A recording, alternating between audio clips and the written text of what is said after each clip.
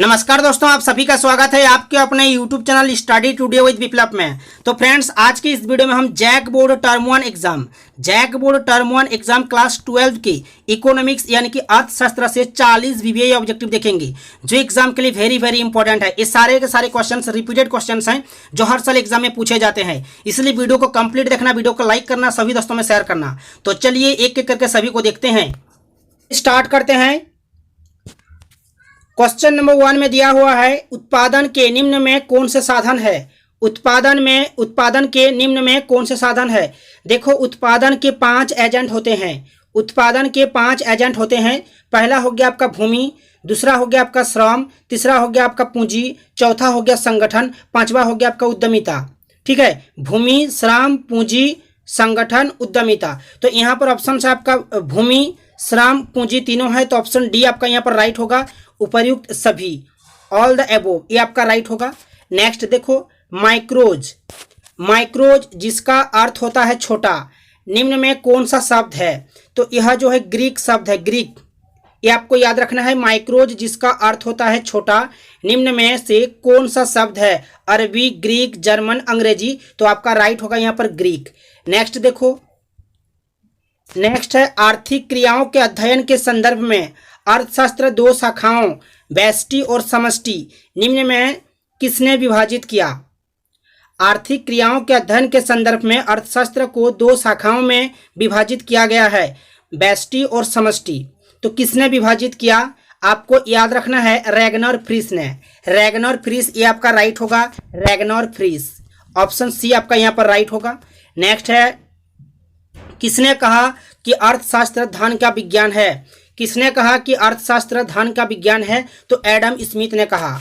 किसने कहा था, एडम स्मिथ, ये आपको याद रखना है, एग्जाम के लिए इंपॉर्टेंट है। नेक्स्ट है आपका सीमित साधन एवं असीमित आवश्यकताओं का विचार किसने दिया। सीमित साधन एवं असीमित आवश्यकता का विचार किसने दिया। तो आपको याद रखना है, रॉबिन्स ने। रॉबिन्स के विचार में अर्थशास्त्र की विषय सामग्री में मानव व्यवहार की उन क्रियाओं को सम्मिलित किया जाता है जिनमें मानव अपने सीमित साधनों तथा अपनी असीमित आवश्यकताओं को पूरा करने का प्रयास करता है। तो ऑप्शन सी आपका यहाँ पर राइट होगा। नेक्स्ट देखो, वीडियो को लाइक करना और सभी दोस्तों में शेयर कर देना। नेक्स्ट क्वेश्चन है आपका कि अर्थव्यवस्था की केंद्रीय समस्या है। अर्थव्यवस्था की केंद्रीय समस्या है, क्या उत्पादन हो, कैसे उत्पादन हो, उत्पादित वस्तु का वितरण कैसे हो। तो आपका ऑप्शन डी सही हो जाएगा। यहाँ पर अर्थव्यवस्था की जो है ये मौलिक समस्या है, क्या उत्पादन हो, कैसे उत्पादन हो, क्या उत्पादन हो और उत्पादित वस्तु का वितरण कैसे हो। तो उपयुक्त सभी, ये आपका राइट हो जाएगा, ऑप्शन नंबर डी। नेक्स्ट देखो, क्वेश्चन नंबर 7 है आपका कि निम्न में से किस अर्थव्यवस्था में निजी क्षेत्र एवं सार्वजनिक क्षेत्र का सह अस्तित्व होता है। निम्न में से किस अर्थव्यवस्था में निजी क्षेत्र एवं सार्वजनिक क्षेत्र का सह अस्तित्व होता है। पूंजीवादी, समाजवादी, मिश्रित, इनमें से कोई नहीं। तो इस क्वेश्चन का राइट आंसर हो जाएगा आपका ऑप्शन नंबर सी हो जाएगा आपका, मिश्रित।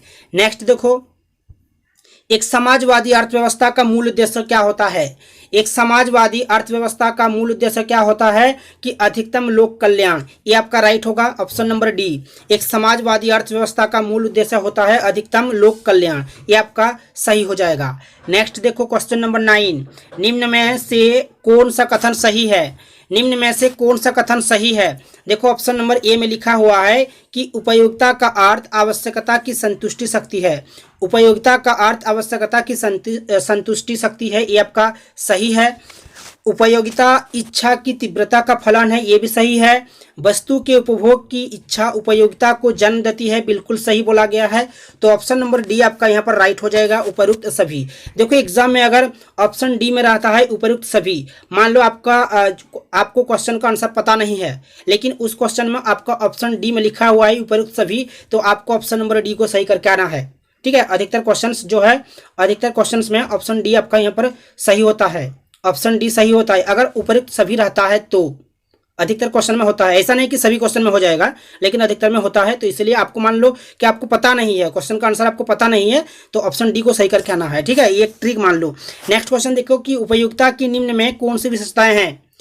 उपयोगिता की निम्न में कौन सी विशेषताएं हैं। उपयोगिता एक मनोवैज्ञानिक धारणा है, उपयोगिता व्यक्तिपरक होती है, उपयोगिता का विचार सापेक्षिक है। ठीक है, तो ऑप्शन डी आपका यहां पर राइट हो जाएगा, उपयुक्त सभी। क्लियर है? ऑप्शन डी, इसे एक ट्रिक मान सकते हो, उपयुक्त सभी। ऑप्शन डी को सही करके आना है अगर मान लो आपको पता नहीं है। ठीक है, नेक्स्ट देखो, नेक्स्ट क्वेश्चन है आपका, नेक्स्ट क्वेश्चन है कि किसी वस्तु में मानवीय आवश्यकता की पूर्ति की क्षमता को कहते हैं। किसी वस्तु में मानवीय आवश्यकता की पूर्ति की क्षमता को क्या कहते हैं? उपयोगिता कहते हैं, यूटिलिटी। ये आपको याद रखना है, ऑप्शन सी। नेक्स्ट देखो, नेक्स्ट क्वेश्चन है कि एक वस्तु की सभी इकाइयों से प्राप्त होने वाली उपयोगिता के योग को कहते हैं।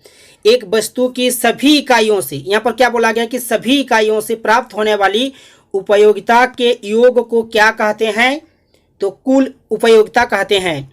देखो, उपयोगिता जो है, यूटिलिटी जो है आपका दो प्रकार का होता है, सीमांत उपयोगिता और कुल उपयोगिता। ठीक है, एक वस्तु की सभी इकाइयों से प्राप्त होने वाली उपयोगिता के योग को कहते हैं कुल उपयोगिता, यानी कि टोटल यूटिलिटी। ये आपको याद रखना है। उपयोगिता का क्रमवाचक सिद्धांत किसने दिया?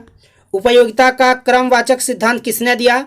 हिक्स एवं एलन ने दिया, हिक्स एलन। ये आपको याद रखना है, हिक्स एंड एलन। ये आपका राइट होगा।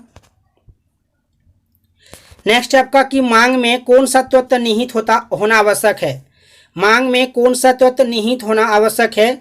वस्तु की इच्छा, एक निश्चित मूल्य, साधन व्यय करने की तत्परता। ऑप्शन डी में है उपयुक्त सभी, तो ऑप्शन डी आपका यहाँ पर राइट होगा। वस्तु की इच्छा, एक निश्चित मूल्य, साधन व्यय करने की तत्परता, तो ऑप्शन डी आपका यहाँ पर राइट होगा। नेक्स्ट देखो, वस्तु मांग वक्र का सामान्यतः ढाल होता है। मांग वक्र का सामान्यतः ढाल होता है बाएं से दाएं नीचे की ओर, बाएं से दाएं नीचे की ओर। ये आपका राइट होगा, याद रखना, एग्जाम के लिए इंपॉर्टेंट है। मांग वक्र का सामान्यतः ढाल होता है बाएं से दाएं नीचे की ओर। क्वेश्चन नंबर 16, किस प्रकार की वस्तुओं के मूल्य में कमी होने से मांग में वृद्धि नहीं होती? किस प्रकार की वस्तुओं के मूल्य में कमी होने से मांग में वृद्धि नहीं होती? किस प्रकार की वस्तुओं के मूल्य में कमी होने से मांग में वृद्धि नहीं होती? तो आपको याद रखना है अनिवार्य वस्तुएं, अनिवार्य वस्तुएं। ये आपका राइट होगा।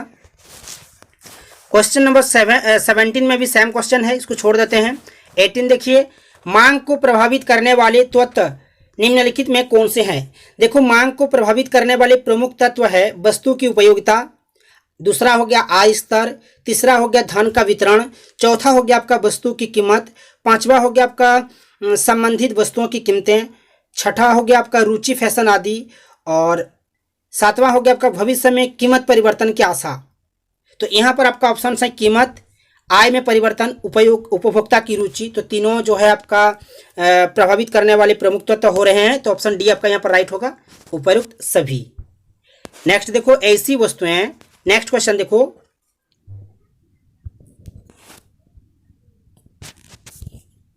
ऐसी वस्तुएं जिनका एक दूसरे के बदले प्रयोग किया जाता है कहलाती है। ऐसी वस्तुएं जिनका एक दूसरे के बदले प्रयोग किया जाता है क्या कहलाती है? स्थानापन्न वस्तुएं कहलाती है, स्थानापन्न वस्तुएं। ये आपको याद रखना है। नेक्स्ट देखो, नेक्स्ट है कि निम्नांकित चित्र क्या प्रदर्शित करता है? निम्नांकित चित्र क्या प्रदर्शित करता है? ये ऐसे होगा, इसको P1 लिख देता हूं, इसको P2, कीमत में परिवर्तन,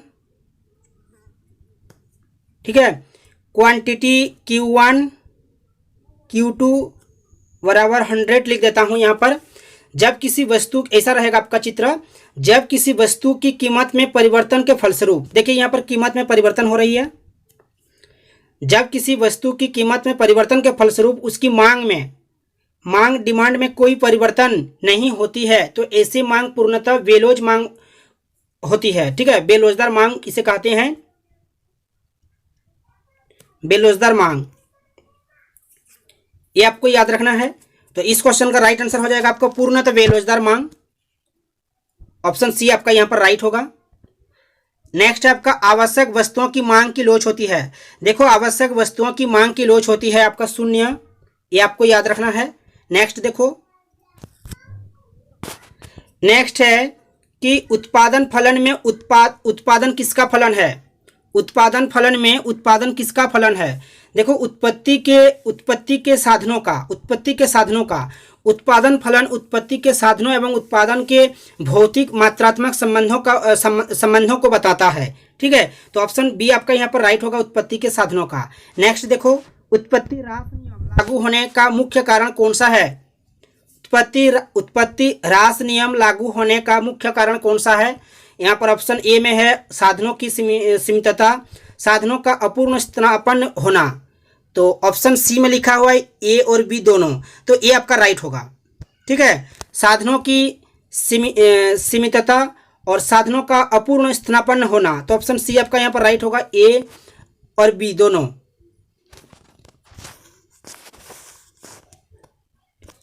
नेक्स्ट क्वेश्चन है, ए आर प्रदर्शित किया जाता है। ए आर प्रदर्शित किया जाता है। देखो ए आर बराबर होता है आपका ए आर बराबर होता है आपका टी आर बाई क्यू। औसत आगम बराबर होता है कुल आगम बाई बिक्री की गई इकाइयां। औसत आगम से अभिप्राय है कि उत्पादन की प्रति इकाई बिक्री से प्राप्त होने वाला आगम। क्लियर है, ये आपको याद रखना है, ऑप्शन ए आपका यहाँ पर राइट होगा। नेक्स्ट है, एम आर प्रदर्शित किया जाता है। एम आर प्रदर्शित किया जाता है आपका कुल आगम में परिवर्तन और वस्तु की मात्रा में परिवर्तन के अनुपात को, तो ये आपका राइट होगा, ऑप्शन नंबर ए आपका यहां पर राइट होगा। नेक्स्ट देखो, किसी बाजार में ए आर वक्र एक्स अक्ष के समानांतर होता है।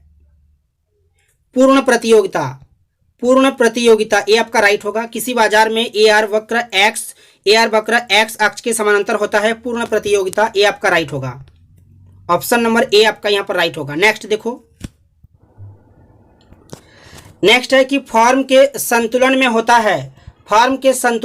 है एम आर बराबर एम सी, सीमांत आगत बराबर सीमांत लागत, ये आपका राइट होगा।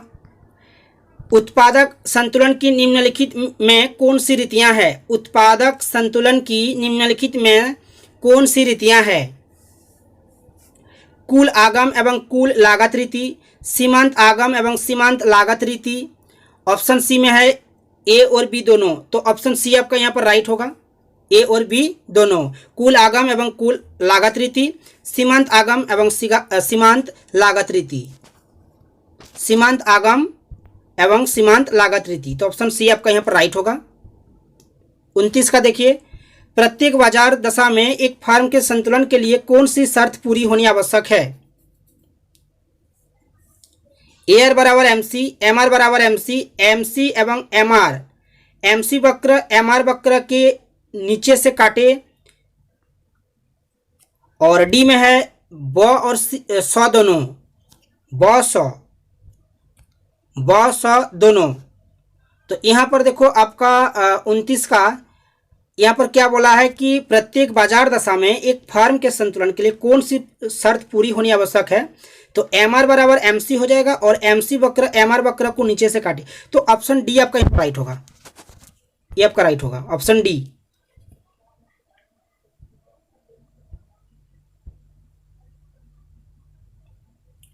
बाजार की, नेक्स्ट क्वेश्चन देखिए, बाजार की निम्नलिखित में कौन सी विशेषता है। एक क्षेत्र, क्रेताओं और विक्रेताओं की स्थिति, वस्तु का एक मूल्य, ऑप्शन डी में है उपरोक्त सभी, तो उपरोक्त सभी जो है ये आपका सही हो जाएगा। बाजार की निम्नलिखित में कौन सी विशेषता है। एक क्षेत्र, क्रेताओं और विक्रेताओं की स्थिति, वस्तु का बाजार मूल्य, तो ऑप्शन डी आपका यहाँ पर राइट होगा।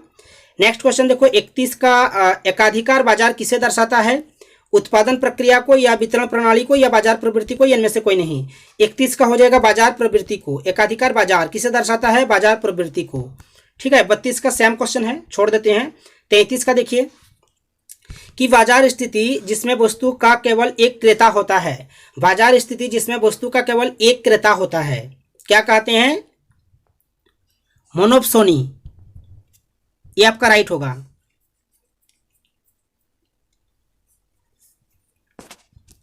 नेक्स्ट है, किस बाजार में वस्तु विभेद पाया जाता है। किस बाजार में वस्तु विभेद पाया जाता है तो एकाधिकार बाजार में, ये आपको याद रखना है, एकाधिकार वस्तु विभेद पाया जाता है। बाजार मूल्य पाया जाता है अल्पकालीन बाजार में, दीर्घकालीन बाजार में, अति दीर्घकालीन बाजार में बाजार मूल्य पाया जाता है। देखो बाजार मूल्य पाया जाता है अल्पकालीन बाजार में, ये आपको याद रखना है। नेक्स्ट देखो, किसी वस्तु का मूल्य निर्धारित होता है, किसी वस्तु का मूल्य निर्धारित होता है मांग के द्वारा, पूर्ति के द्वारा, मांग एवं पूर्ति दोनों के द्वारा या सरकार द्वारा। तो देखो ऑप्शन सी आपका यहाँ पर राइट होगा, किसी वस्तु का मूल्य निर्धारित होता है मांग एवं पूर्ति दोनों के द्वारा। बाजार मूल्य संबंधित होता है अति अल्पकालीन मूल्य से, सामान्य मूल्य से, स्थायी मूल्य से, इनमें से सभी। बाजार मूल्य संबंधित होता है आपका अति अल्पकालीन मूल्य से, ये आपका राइट होगा, ऑप्शन ए याद रखना। वीडियो को लाइक कीजिए और सभी दोस्तों में शेयर कीजिए, और इस तरह के वीडियोस देखने के लिए, इस चैनल में जुड़े रहने के लिए चैनल को सब्सक्राइब करके रखिए। पूर्ण प्रतियोगिता में किसी वस्तु का मूल्य निर्धारित होता है, पूर्ण प्रतियोगिता में किसी वस्तु का मूल्य निर्धारित होता है भोल भाव द्वारा, उत्पादन लागत से, सीमांत उपयोगिता द्वारा, मांग एवं पूर्ति द्वारा। तो देखो इस क्वेश्चन का राइट आंसर हो जाएगा आपका पूर्ण प्रतियोगिता में किसी वस्तु का मूल्य निर्धारित होता है मांग एवं पूर्ति के द्वारा हो जाएगा, मांग एवं पूर्ति, ऑप्शन डी आपका यहाँ पर राइट होगा। नेक्स्ट देखो, पूर्ण प्रतियोगिता में फर्म कीमत को निर्धारित करती है या कीमत को ग्रहण करती है। देखो कीमत को ग्रहण करती है, ठीक है, पूर्ण प्रतियोगिता में फर्म जो है कीमत को ग्रहण करती है, ऑप्शन बी आपका यहाँ पर राइट होगा। नेक्स्ट देखो, लास्ट देखो, बाजार मूल्य को परिभाषित किया जाता है अल्पकालीन बाजार, दीर्घकालीन बाजार, अति दीर्घकालीन बाजार, इनमें से सभी बाजार मूल्य को परिभाषित किया जाता है अल्पकालीन बाजार में, ठीक है, अल्पकालीन बाजार, ये आपका राइट होगा। तो ये थे 40 VBA ऑब्जेक्टिव। वीडियो को कैसा लगा कमेंट करके जरूर बताना।